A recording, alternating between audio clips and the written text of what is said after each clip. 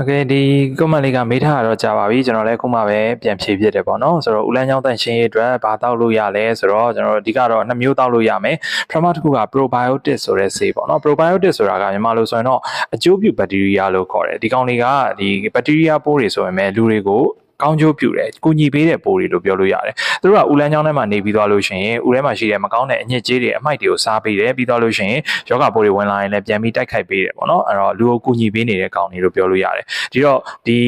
one shot နေတဲ့အခါမျိုး one ချုံနေတဲ့အခါမျိုးနောက် one ပုတ်တာပေါ့နော်။ဒီ green အနက်နန်တာတို့လေလေလို့ရှိရင်နန်တာတို့အဲ့လိုမျိုးဖြစ်နေတဲ့အခါမျိုးမှာလည်းဒီကောင်လေးတွေကို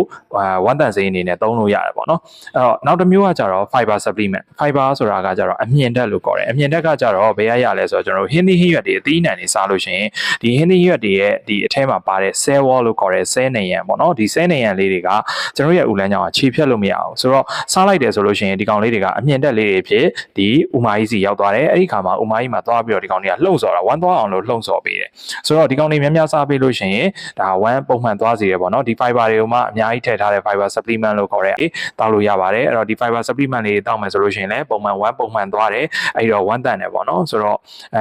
ဒီပုံမှန်တရက်တစ်ခါဆွဲတောက်လို့လည်းရပါတယ်တကယ်လို့ဝမ်းမှန်သွားပြီပုံမှန်ဖြစ်သွားပြီဆိုလို့ရှိရင်တော့ဆက်မတောက်လည်းရပါတယ်နော်